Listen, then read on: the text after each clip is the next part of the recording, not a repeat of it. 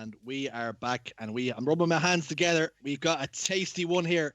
Bread&Haggis coming up against Kroganavirus. Both teams started off week one with a victory, and both of them will be favourites to reach the top four of Division 1. This is going to be some great stuff. Yeah, I'm rubbing my hands for different reasons. I got my Easter egg out the fridge in the break, and I couldn't open it. I banged it on my desk, it wouldn't open. So I did the old crush in between your hands, and guess what? It went all over my T-shirt. So I'm going to have chocolate stains everywhere.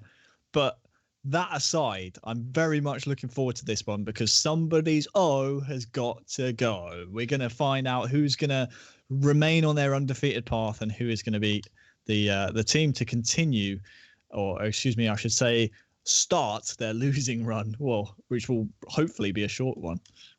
Yep, who can maintain their unbeaten start? We'll soon find out. They're so excited. I've been kicked out of the lobby. Yep, I've been kicked out as well. We're getting the whole connecting to lobby. We're getting Halo 5'd real hard right now. We may need to reset on our end to get into the game. All right, maybe we'll have a quick look at this. Invite. Yeah, you got a batch coming in clutch. Maybe he'll come in clutch in the series. He's dishing out invites. Maybe he'll be dishing out the smoke very, very shortly as we have a quick look at the series and see what way it's going to go.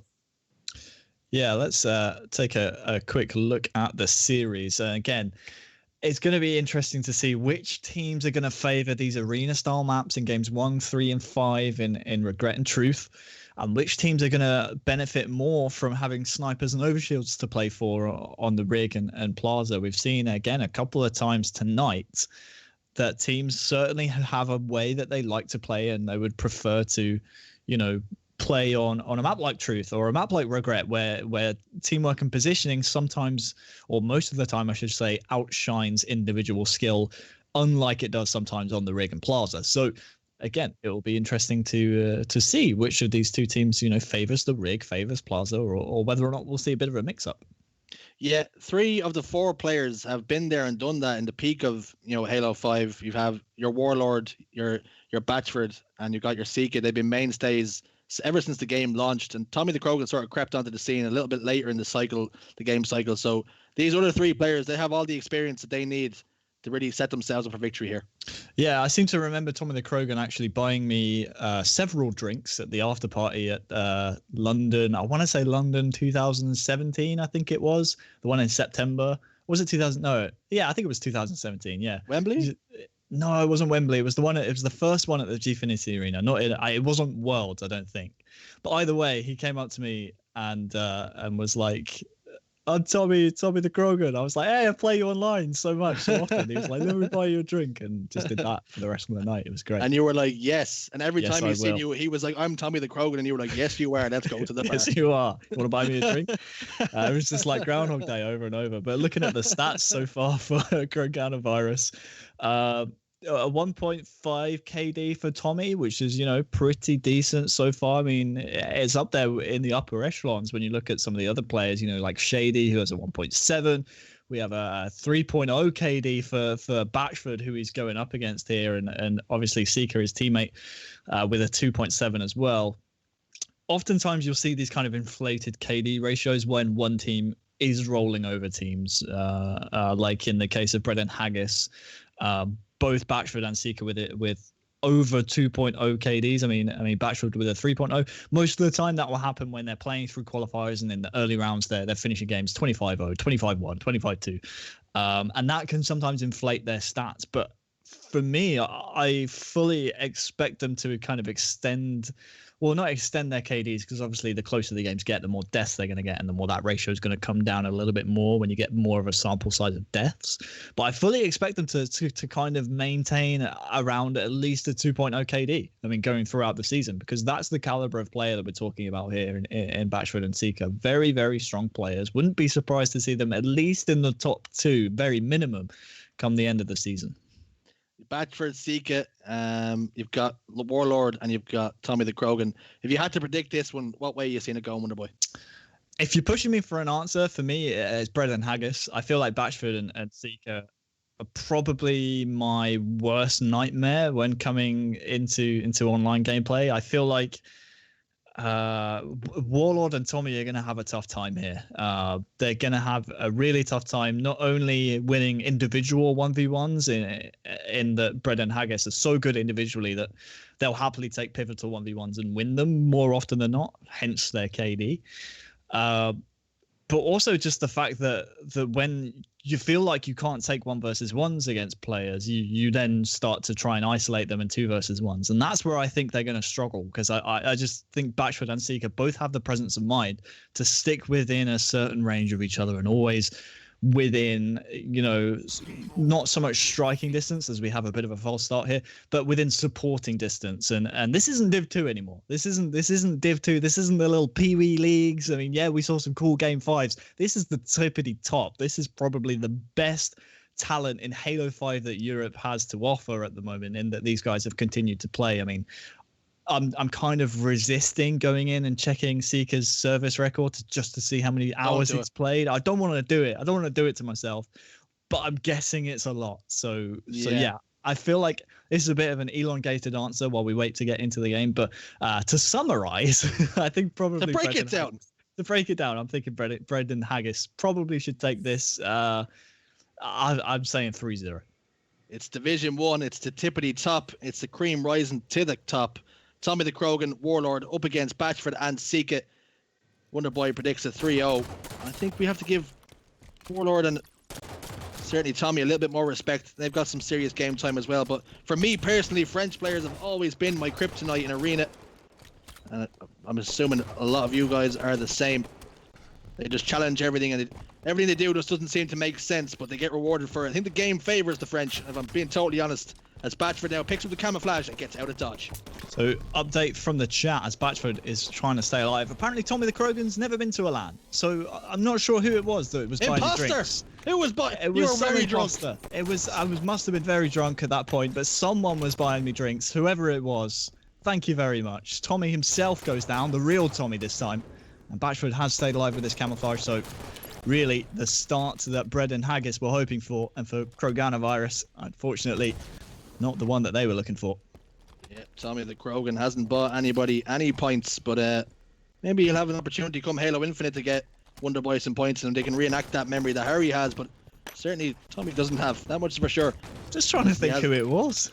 No, he's been bamboozled the whole night as a blur now. I swear it was Tommy.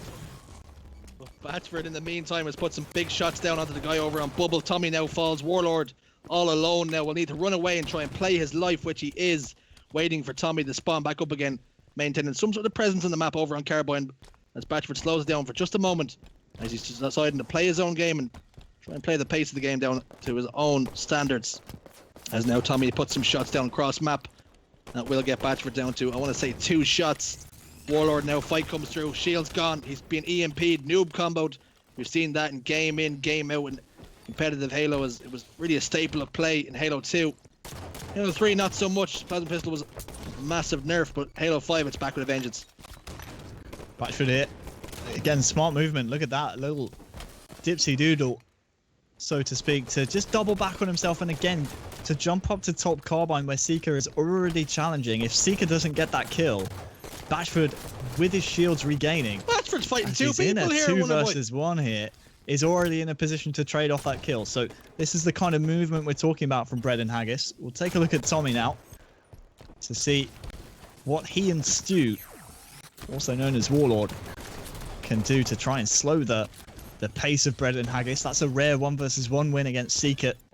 Batchford goes down as well, so this one is beginning to get a little tighter, and with Tommy blocking red and Warlord over at pink side, they will know that Batchford and Seeker will be over at blue base, and now it's time for Tommy to start to advance and maybe come in behind for a pinch on the players trying to push out to pink side.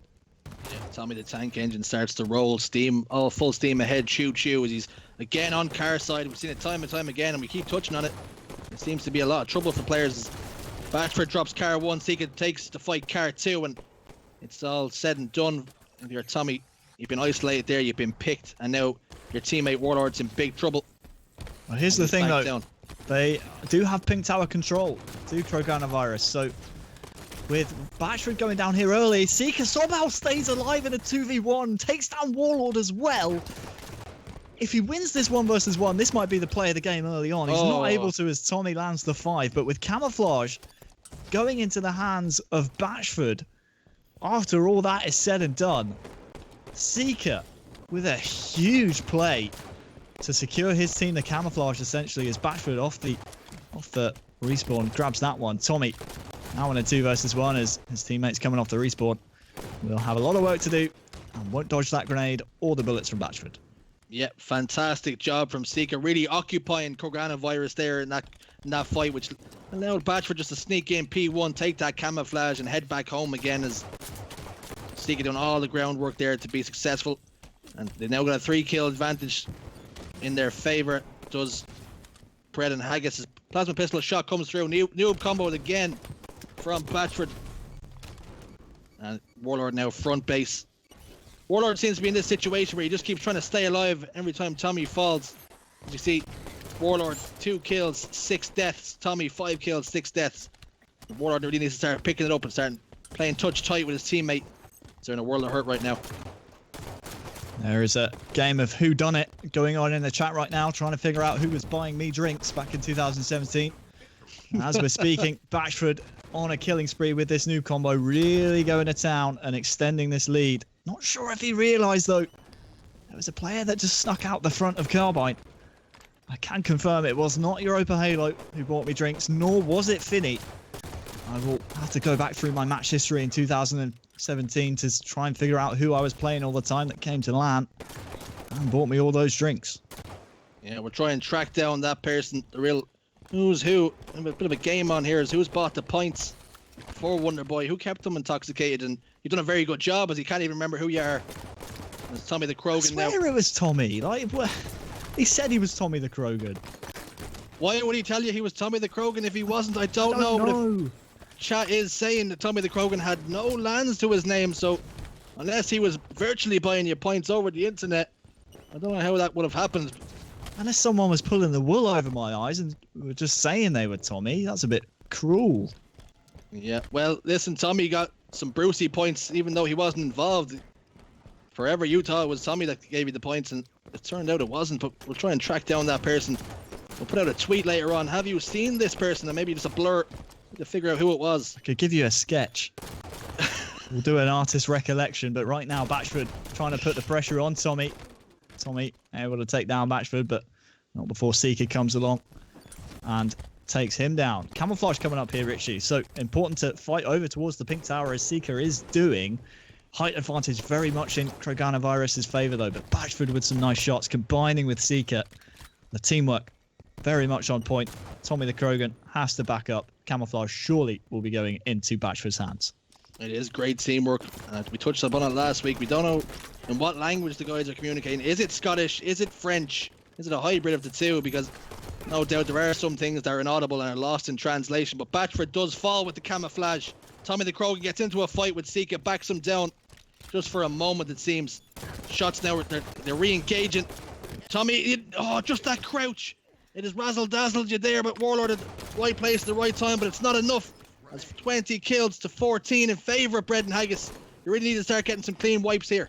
Yeah, clean wipes, kills without deaths. I mean, now Warlord transitioning card 2. It's really difficult to try and take down a two players like Seeker and Batchford.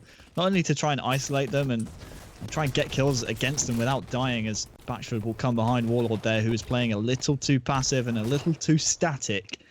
But it's so difficult to try and find those kills without reply. Tommy gets one there, but all that's going to do is just wipe out the work that Batchford did against Warlord. Seeker takes down Tommy, and I mean, this is perfect right now for Bread&Haggis, because right now Seeker is not missing, and they can trade their way to 2 more kills and a game 1 victory.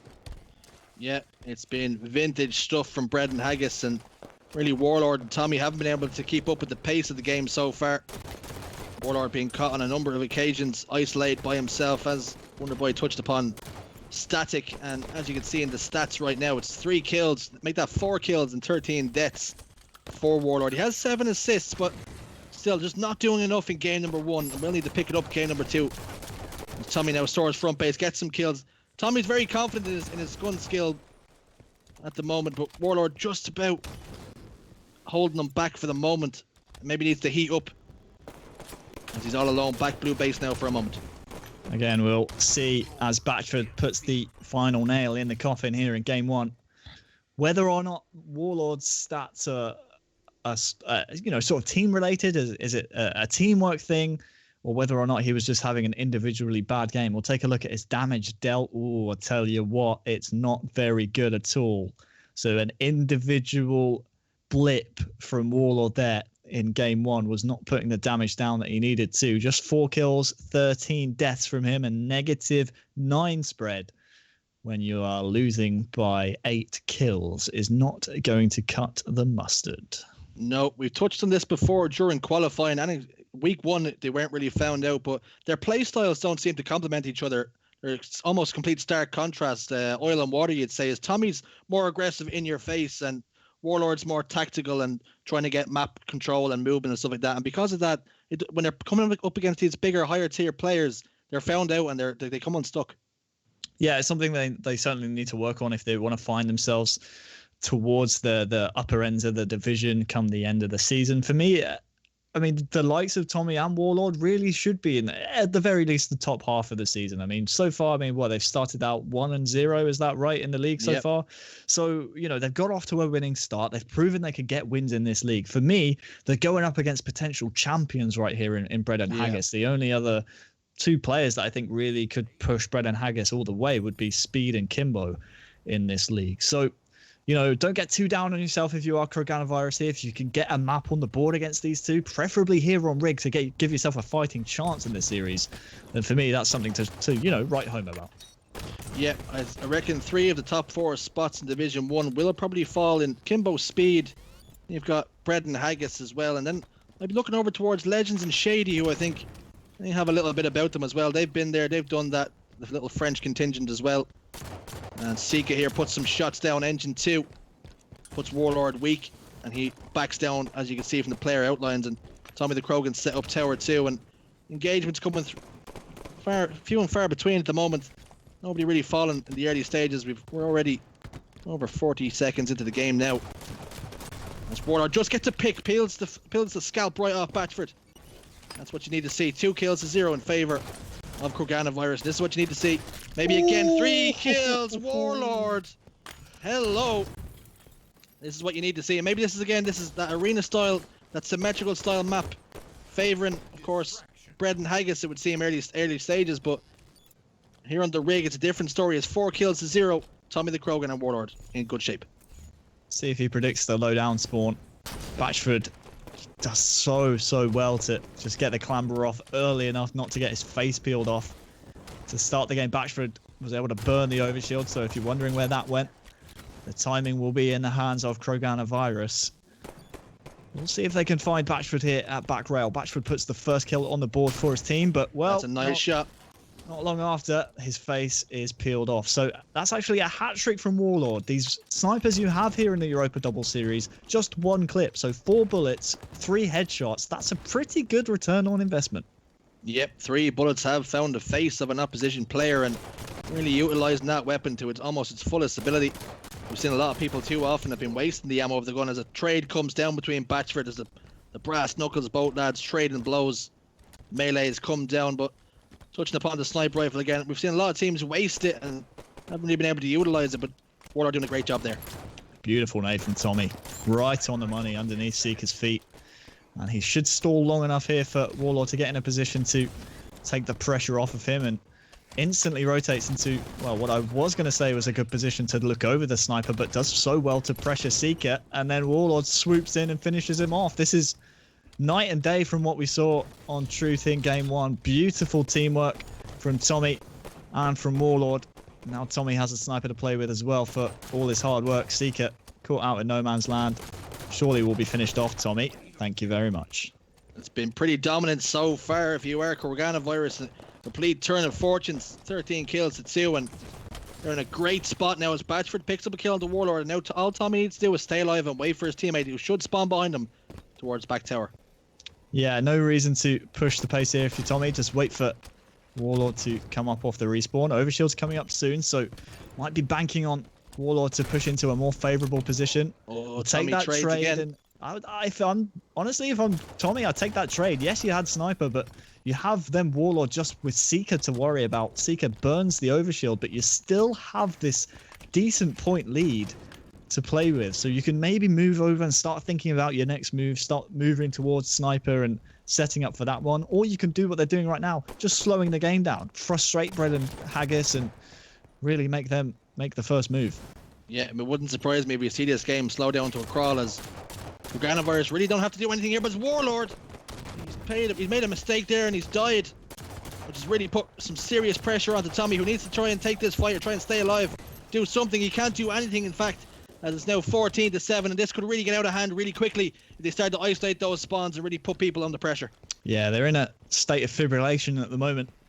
Currently, Kroganavirus, they need to try and settle themselves and not throw away this big lead they were able to create. Next thing to worry about will be the Sniper, so they're in a good position for that. They've been able to get Warlord away from underneath the Sniper area here in bottom nest. So Seeker is on a good flank. That'll be a free kill for him. And now it's about trying to find Warlord. And there he is. Can he win this fight with height advantage? Seeker really should be winning it. And he does. 5 kills in a row. Yeah, just as quickly as you can build a lead against these top level players, you can all come undone and unstuck. You can get found out very fast if you can't maintain the same kind of pressure you were putting down early doors. As Seeker pops the shields of that player top tower, but then he decides he's out of there. He's done all he needs to do. Sniper rifle has just popped up and Seeker's going to rotate over towards it. Shouldn't really be getting away with his life there, Seeker. If I'm Kroganavirus, that's a missed opportunity. Now he's able to scoop up the Sniper for free. They're able to isolate Batchford and kill him, but you still have to worry about this incredible sniping talent of Seeker with 4 bullets to play with. We saw Warlord hit 3 for 4 earlier on. Can Seeker hit a similar ratio to bring his team back into this one? Yeah, Kroganavirus, like wolves, trying to hunt down that sniper rifle player. Now they have the information as to exactly where he is. Will he opt to waste those rounds, or will he decide to try and link up with Batchford again? It looked like he was trying to rotate out of basement side and around to tower, try and touch base again with Batchford. Then Batchford lost his life again, which put Seeker under pressure once again as he puts some shots down, pops the shields of Warlord. It's a nice little shot there, and it takes the scalp off of Tommy. You're in trouble now. If you are Warlord, you're in big trouble as these opposition players start to put the pinch on you and put the pressure. And they clamp down. They really give him some nuggies. He's almost in a full Nelson. Yeah, I love the swing out there from Seeker. After taking Warlord down to no shields, Tommy obviously thinking, he's not going to be looking mid-rail. Seeker's 1 step ahead of him. Seeker is on a tear right now. Overshield coming up soon as well. So this 1 versus 1 fight against Tommy, it's actually huge, and Seeker doesn't even want to take it. He wants to take the overshield instead. And down by just 6 now of Bread&Haggis. If they pull this comeback off, this would be devastating for Kroganavirus. Tommy has been taken down. Seeker can fly around like a madman now with these extra shields. Yeah, Seeker says, you want to fight me? That's fine, but let me just pick this up real quick, as he scoops it into his chest, gets the overshield, puts some shots down immediately and gets a kill on the board. Importantly, I'm looking over towards Seeker, who actually has 0 assists right now. 9 kills, 6 deaths. Batchford's having a bit of a struggle right now. 4 kills and 12 deaths and only 2 assists. And with 18 kills and 14, now make that 14 kills on the other side. There's been a lot of kills going down now where neither team have really assisted each other. It's been a lot of 1v1 battles, it would seem. This is it. Happy to take the 1 versus 1s here on Rig, and here's another one right now. Seeker versus Tommy. Oh, the help does come through though, as Warlord gets the Shoryuken onto Seeker. Batchford then answers back with a kill of his own onto Tommy. Yeah, important to hit this next shot here, Warlord. I mean, considering his teammates only just coming off the respawn, to just alleviate a bit of pressure. They're rotating smartly though, away from Bread&Haggis, and I wonder if Warlord knows that the push is coming from top tower as well. Doesn't want to push out too adventurously. Somehow manages to thrust back into cover. 5 points the lead, and Warlord here smartly is going to look for a spawner. Yeah, looked out towards that rail side, but Batchford on this occasion hasn't spawned there. He got the jump on Batchford, but went for a whipping no-scope, and really, you probably should have just landed the body shot, being sure to get him down to no shields, but instead Batchford now is able to put pressure on you in return as he jumps off Engine 3. Warlord gets the back whack on Engine 2. And now Sika's all alone and in big trouble, 21-17. Somehow, Sika has managed to come out there with the kill. And it is the Frenchness of him. I would be screaming foul if I was on the opposite team there. And it's Batchford, back tower. I thought there was a red bar glitch, but Sika actually just managed to evade the final shot of the 3-shot beatdown. So that's a big kill on Sika from Tommy. Batchford now has to try and trade that one off, but Tommy's out of there. He is getting out of dodge. Next thing to worry about in around, I would say about 30 or so seconds, is the overshield coming up in top middle. So if I'm Batchford, I'm content keeping this within 5 points. You bank on getting the next overshield. And just play for map positioning here, as the new sniper's going to drop soon too. 5 kills, although you look at the scoreboard, it seems to be a lot. It seems almost an unsurmountable task. It's not actually the case in a game of doubles. As a couple of swings in your advantage, an overshield can be huge as a big trade comes out. It wasn't even a trade, as Warlord's done miraculously there to get the kill onto Batchford. And now Sika's all alone top tower. His shield is popped. Tommy the Krogan gets the kill. That is huge. Overshield will transition over towards Kroganavirus, 24-17. And in the words of Walshy, we can't lose. You just need to run at them. Get one pick. It's only a matter of time now, as Batchford's fully aware of where Tommy is. Can he use that overshield? Just make sure you don't get back whacked here, and you should get a kill at some point soon. I mean, at this point, if we're talking percentages, 99.9% a Kroganavirus victory. Time against Bread&Haggis. Overshield against them as well. Tommy's not checked his right-hand side, though. This could lead to him going down. We'll have to see if Warlord is there with the assist. They actually both go down. Again, though, the problem is the time against them. Only 2 minutes left to find Tommy and Warlord. And is it happening take them again? Out cleanly. Have we done it again? We need to stop doing this. We're in big trouble if this happens. We may be out of a job. It's 24-20. The game has slowed down to a crawl now, as almost quite literally his team. You see Warlord there on his honkers, crouched. Tommy the Krogan completely unaware, though. There goes his face. Sika needs to stay alive. Needs help from Batchford. He just gets a grenade. That's enough. 25 kills to 22, and that's going to tie up the series. Oh my, if he evaded that grenade, he didn't know which way to go because of the awkward bounce. It bounced off the floor, and I think, honestly, the radius, there was no way of him evading it. He went to go underneath it. I think his best bet, honestly, was maybe thrusting backwards. Yeah. But either way, what a game that was. They eke out a victory by the smallest of margins, 25-22. Warlord with a big game after a disappointing game one, 14-11. Looking at the damage dealt, he was right up the top as well, with 2.6 thousand, really carrying his weight that time around. So a game on the board, at least for Kroganavirus. Happy to see it.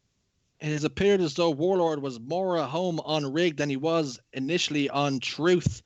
And now we jump over to Regret, which again, like in the last series that we had with Shazola, where they struggled, they were good on the Rig, but struggled on the arena-style maps. Are we going to see a similar situation here play out again, Wonderboy? Yeah, well, it's something that Callan actually in the chat said. You know, it comes back to my prophecy or my theory about these arena-style maps and how some teams really just struggle with grouping up on maps like Regret and maps like Truth. We'll have to see if the same thing happens again. For me, it is all about the start of this map. It's all about if Warlord and Tommy the Krogan can get the overshield off the break, because if you give a player like Seeker, a player like Batchford the overshield on Regret, which is exactly what's going to happen, it's going to be tough. It's going to be really, really tough going.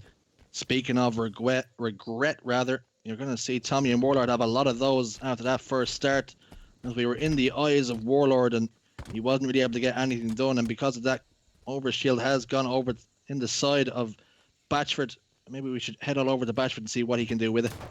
I'll stick on with Warlord at the moment, purely because he's putting damage on Batchford, but also because Louis has gone AFK. So we're watching Warlord for a little while. And he's actually doing a good job staying alive for now. Batchford, though, comes back and is able to clean up Warlord. So Prisma has returned. We can see some Seeker point of view. And they are up 3-1. We do appreciate Prisma coming back right at the nick of time as all those gunfights were going down. Seeking now on Car's side, looking to identify where the players are. He's found Warlord, but he's also found Tommy over there. He's not bargaining on two of them being there, and a big kill for Warlord comes through. And now bait and switch. Warlord needs to play his life, and here comes Tommy to try and get that clean up. And Seiko wisely decides, I'm out of there.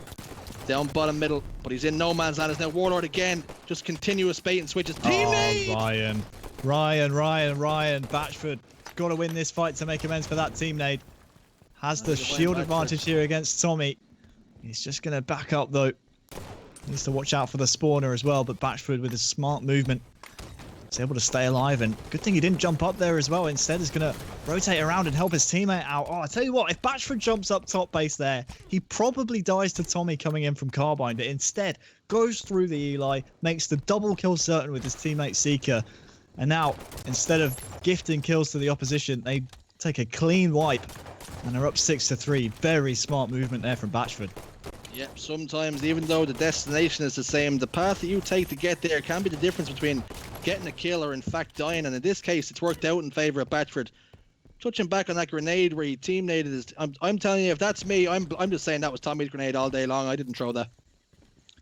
Well, Batchford top middle. The problem with that is in the kill feed, you know, when you die to a grenade, a team nade, it comes up as a pistol kill. So there's no other teammates to blame it on here in the 2v2 series. I'm still calling. I'm saying that wasn't me. Don't know what you're talking about, fella. I will fall on that sword and I will commit to it. I will not admit it. Now Batchford trying to get up top middle, trying to utilize that jump. He just could not get the elevation that was required to get there as Warlord gets him with a grenade, and now Tommy has identified exactly where Seeker is, gets a big melee. Warlord comes through with the assist as well. Little Hardy Boy action as they tag team it. Tommy the Krogan now puts the nades out. Batchford is there all alone. Wisely decides to back down. Will Warlord get the kill? Prediction nade from Tommy, gets the hit markers. He now has that information. Seeker couldn't get the cleanup. Tommy did a great job of staying alive here. Overshield coming up right now. If I'm Tommy, I'll drop down, maybe try and get this burn. Instead, he's got to try and take a fight against Seeker, who's already weak. Seeker, the last alive on the map. Free overshield for him. And that's going to be coming up in 3 minutes' time. So, Seeker and Batchford have their second overshield of the game. You want to say that's back-to-back overshields. Score has 4 kills in the advantage of Bread&Haggis, and you can almost account that to overshield as well sometimes. If you can get 2 kills with an overshield, you're pretty happy. You keep doing that consistently and you're going to win a series, that much is for sure. As Batchford now jumps up top middle, Seeker in tow as well. Warlord falls. Tommy now spawns top base. Can Seeker and Batchford put a pinch down, put some pressure like a pair of vice grips? Can they put some pressure on down here now? Tommy the Krogan, he goes out front base trying to get some information, baiting and waiting his time for Warlord, who now is bottom middle. They're in a bit of a bad situation. If you are Kroganavirus, you're down low. You can't really influence the game from down there. Chance of Botford from the Europa Halo Ultras.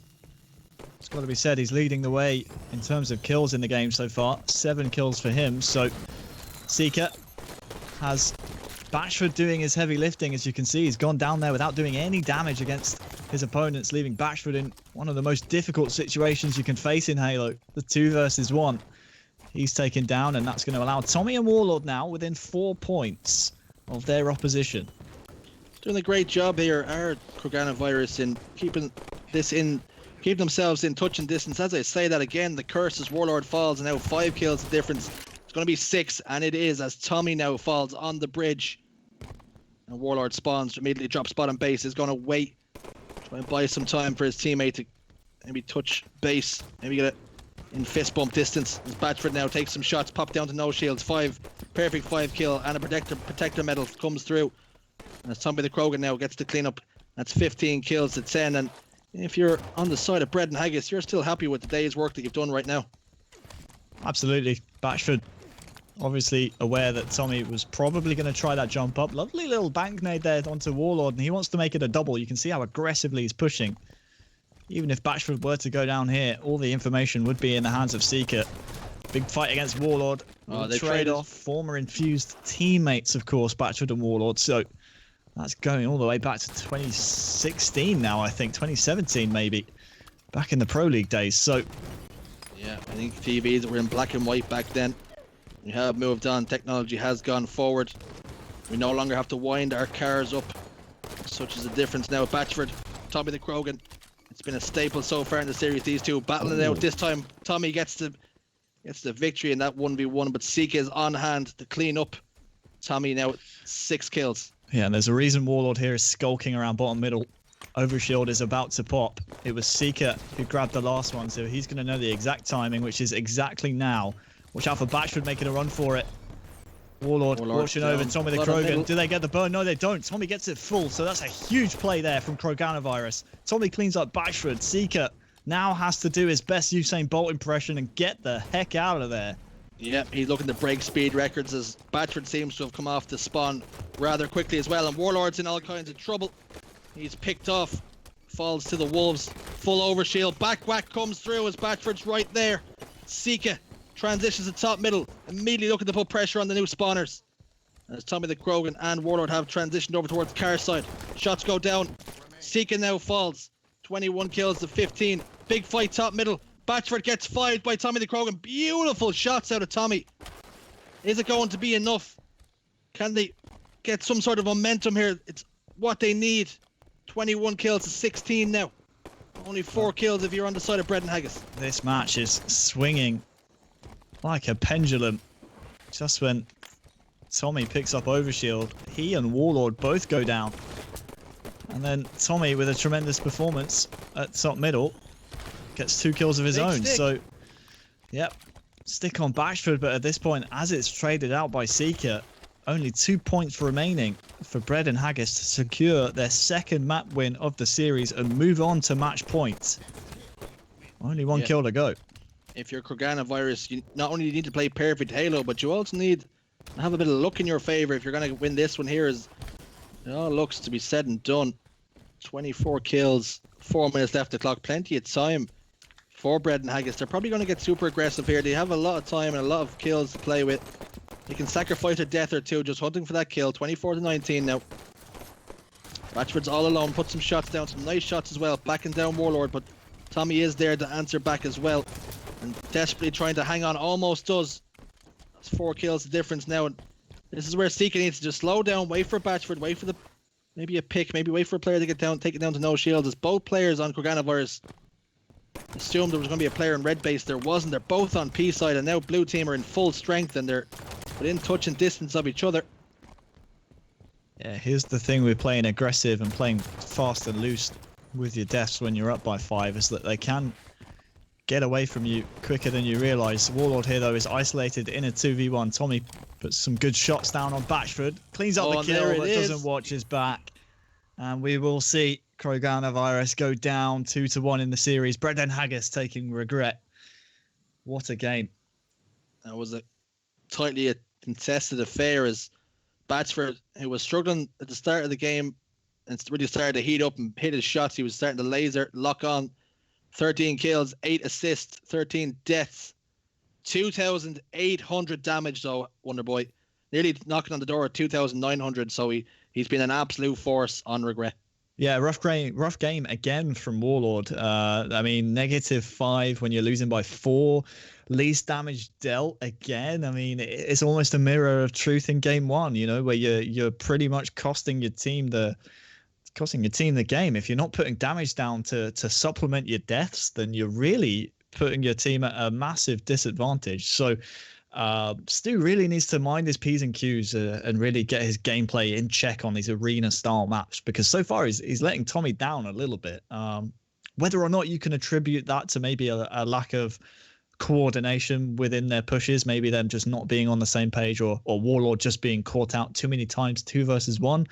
I'm not too sure, but either way, you know, when you look at the numbers on paper and out of context, Warlord just not pulling his weight. Yeah, I believe it was 1,800 or so damage on Truth, 1,700 on Regret, and he's being consistent, but he's being consistent for the wrong reasons, you have to say here on the arena style maps, the symmetrical maps, as Batchford and Sika just having a little bit too much firepower, a little bit too much teamwork, and they're being a little bit more consistent in the right areas of Halo, that getting the overshields, and when they don't get the overshields, they're making sure they get the burns. Yeah, again, I mean, you look at Batchford, he had only 1 less death than Warlord, only 1 more assist, but he had over 1,100 more damage on the map. So maybe Warlord just, again, playing a little bit too static. Batchford obviously more active on the map, allowing Seeker a bit more freedom to roam around and do Seeker things. So going on to Plaza now, we'll have to see whether or not Warlord can regain a bit of form in this series. We're going to give Seeker a full license to do Seeker-type things. We do love seeing what he can do. His movement has been on point thus far in the series. As he immediately goes into Flowers now, will not contest Overshield immediately as he goes to Yellow Ledge. Tommy the Krogan caught off guard now, but that looks like he's going to get the full Overshield. That's huge. Plasma Pistol though, importantly, Seek right on cue to get the Plasma Pistol as now Warlord gets a kill onto Batchford. But wisely, Seek decides, I'm going to back down here. I'm in a bad spot. Does a little prediction aid towards Driveway, just a little bit too early. His Warlord was coming that way though. Barrel still up. You may see Tommy use that. He does. Tommy shoots the barrel. Warlord is able to get the kill then on a no shield player, and it's a great start if you are on the side of Kroganavirus. Yeah, I was a little curious as to why Kroganavirus weren't banking on maybe pushing Yard to, well, A, prevent Seeker getting up to top gold, and B, prevent him getting the Plasma Pistol. They were obviously confident in their gameplay, grabbing the Overshield, and that could have gone south very quickly for them, but fortunately they were able to make the play, and now with Warlord with this light rifle, he could be a massive nuisance on Batchford and his teammate. Wonderful shot there. Great listening to take down Batchford across the map, and with a light rifle here on Plaza, if you can, you know, play a little bit more, I don't want to use the word static again, but maybe move around a little less and maybe set yourself up in a position and really deal the damage down that Warlord maybe was lacking on Regret. And he can set himself and his teammate up for success, but unfortunately he's gone down, as has Tommy. So now Batchford and Seeker right back into things. Yeah, light rifle, essentially just a baby sniper rifle. Such a quick time to kill if you're fully scoped in, and 3 shots is all you need. Take a player down. As it looks like both these players are unaware of where each other are. Seeker on Tram Loop. Batchford now in a fight of his own towards top middle. That timing is rough for Batchford. So rough. That's the type of timing that I'm raging at if I'm playing in matchmaking. That's really rough. Was watching top gold the entire way. The minute he looks away, Warlord pops up and is the beneficiary of some good timing. Yeah, you're screaming at Warlord if you're Batchford, saying, could you not have popped out there a fraction of a second earlier and I would have gotten a pretty clean kill on you. But such is multiplayer games. Timing can always play a factor. You can be watching something for as long as possible, but then the moment you look away to maybe help out a teammate or getting information, that can be the second that the opposition player needs. As now Tommy in big trouble, Seeker and Batchford working together, baiting and switching, ensuring they get a kill there. And this is one of the things that I highlighted before the series, before I'd even had a chance really to see Bread&Haggis put it into action, is the way they're able to group up when they need to and really collapse on a singular area. As soon as they sniff a smidgen of an advantage or a player out of position, they will group up and collapse like absolutely nothing. We'll see if Batchford scoops up this sniper after Seeker is on hunting duty looking for Warlord here, but it is actually Seeker to grab the sniper, so he and Batchford now have a chance to retreat. Batchford actually will stay top middle for this new overshield. Bread&Haggis just doing a great job of capitalizing on any sort of advantage they can. As sniper rifle, overshield, all the stuff that they need, all the ingredients to get a win on this map here. As a big fight comes down Driveway, but importantly enough, Batchford has overshield, pops the shields of Warlord, gets a double kill. And unfortunately, Seeker did fall, so not the cleanest wipe, but you'll take it all day of the week and every day of the week. Yeah, 2 versus 1. Kill spread. You still have Seeker who spawned Tram to grab his old sniper rifle as well, so no weapons lost. Just a 1-point advantage. Really nothing negatively impacting you apart from an extra death in Seeker's death column. And now Seeker himself will waste all the sniper ammo trying to hit shots on Tommy. And just like that, Kroganavirus back into the lead. Yeah, this game's ebbing and flowing, swinging away as Seeker. It's only early doors, but he is on a bit of a breadstick warning. We're gonna need to get you onto 2 kills, and like Wonderboy pointed out before, onto a swan. As Seeker now does do that, and you're welcome for me highlighting it, and then immediately you changing that. As Tommy the Krogan now, Driveway. A little bit weak, trying to stay alive. Seeker knows exactly where he is, but importantly, Warlord was there to put some shots down and make that player dropping down half shields. And somebody Krogan picks up a kill and goes over towards Sniper Rifle. Has he let Warlord know that he's going for Sniper Rifle? Because that could be key. It looks as though he has. His Warlord is holding down the loop. Both members of the opposite team rather, set up towards Blue and Hotel. We may see that Hotel player rotate towards S1. So Tommy the Krogan will need to be aware of that. Great play from Kroganavirus, it has to be said. It looks like Tommy might be caught out here.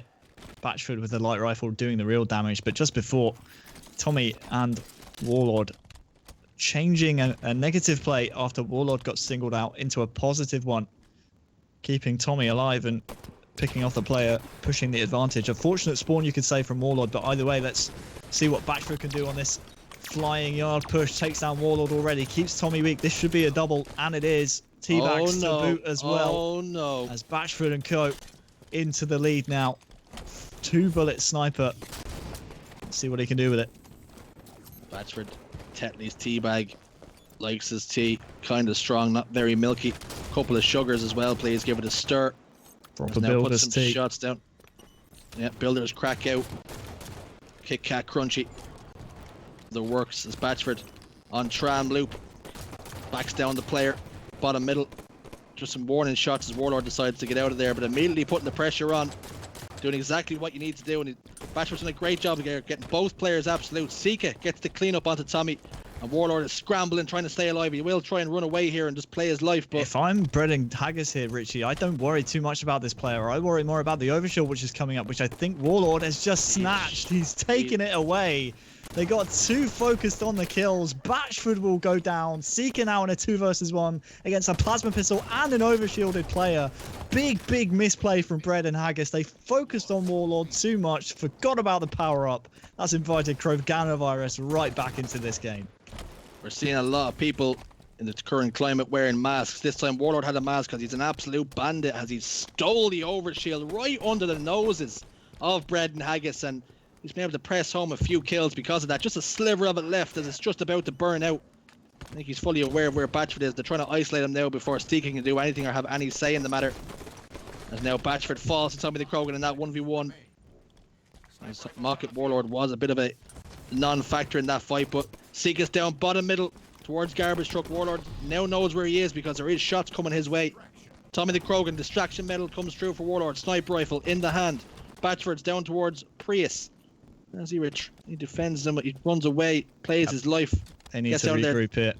Bread&Haggis, they need to go back to the drawing board and look at their ideas. That's a nice nade on Warlord. Don't think they'll push the advantage though. He will be taking down the no shields only momentarily. Now he's right back in the fight, but again, they're using these grenades to get map control, valuable map control on the map. Tommy is going to try and waste this sniper ammo. He gets a stick off, so he trades his own life. I suppose that's important, but could have wasted more sniper ammo. Instead, you turn it over to Batchford with 3 bullets. That could potentially be 3 kills and potentially be a lead going back into the hands of Bread&Haggis. So anybody who watched him when Warlord got taken down to no shields and the other team didn't push over, it might have looked like they didn't press home that little advantage that they have, but importantly, what they did was they got territory on the map. After that grenade popped the shields, they knew that player wasn't going to pop out and fight. You've seen Batchford and Seeka go towards dip and top middle respectively, and because of that, the whole shape and flow of the map changed from that one grenade that sailed in the window, and you've seen they then got 2 kills and only traded off 1 life, so great play out of Bread&Haggis. We may see the same thing happen on the other end as Batchford's clobbered with some grenades. Good tag though onto Tommy, I think. In fact, it was Warlord, was it? Tommy trades off Batchford. Seeka is there to get involved as well. But with Seeka trapped in yard here, yes, he has a sniper. I'm thinking Warlord takes the map advantage here. I'm thinking he takes the map control and maybe banks on Batchford not getting a spawn out and just taking an area on the map over towards blue. I'm surprised it didn't go towards sniper, considering it's coming up in 20 or so seconds time. Then you would be able to be in a prime position. Instead, Warlord's over at blue door by himself. That's going to cut the lead down to just 1 now. New sniper coming up, which means Batchford can grab that, and Seeker's in a prime position to watch this overshield coming up fairly soon as well. So bit of a misplay there. You take the map advantage, but you don't capitalize off it as Seeker grabs the new OS. They need to melt him really while he is down low and put pressure on him. And there's the stick coming in from Tommy. Overshield out of play, but Batchford and Seeker combining. All tied up. Sniper will be in the hands. Well, a one-bullet sniper in the hands of Seeker, and Sniper, well, they still haven't grabbed it. They're banking on the snipe lift spawns. Warlord's face taken off. New sniper ammo for Seeker in just a moment. That whole Absolutely wonderful. That whole domino effect of play all happened because it appeared as though Warlord was checking his socials as he got picked off by Seeker, who crept up towards the stairs, fired a sniping shot, rang across the plaza, took the skull right off of Warlord, and as a result of that, now we're looking at an advantage in favor of Bread&Haggis. 20 kills to 19 as Seeker now doing what Tommy should have done originally and wasting those shots. But what's happened here is they seem to have forgotten Seeker was there. They heard those sniper shots going off, and Warlord's in a world of hurt. Tommy the Krogan now gets a kill to Warlord. 21 kills to 20. Only a minute and a half and some change left. Seeker wisely decided to get out of there. I've got 2 sniper rifle bullets. I can do a little bit of work from glass. I think Seeker was wishing he had any other weapon than a battle rifle in that situation. You'll see him swap it out here for the light rifle. Wants to get that devil weapon out of his hands. Needs to be careful from driveway here. I think Tommy's making a big flank. He's actually spotted him. Tommy now has to fight against 2 players. Stu's going to drop down for the help, but guess what? It's not going to be enough. 2 points the lead for Bread&Haggis, and could all of Kroganavirus's hard work just come undone here in the final moments? Seeker on a killing spree, doesn't get taken down. Time well and truly on Bread&Haggis' side. And I think this one maybe going in the history books as a Bread&Haggis win. Seeker, you see him utilising that light rifle as he did swap the battle rifle. The battle rifle is a bit like old Grey Mary. She just isn't what she used to be. There's 23 kills to 21. Only 30 seconds left. Not only are you playing against the opposition, but you're also playing against time now, as time waits for no man. Stu, Tommy Krogan, what can they do? Batchford all alone up top, but importantly has Seeker across the way in blue to put down a little bit of help. 15 seconds. All Seeker really has to do here is stay alive, because Batchford's over the opposite side of the map, and he'll be grand here.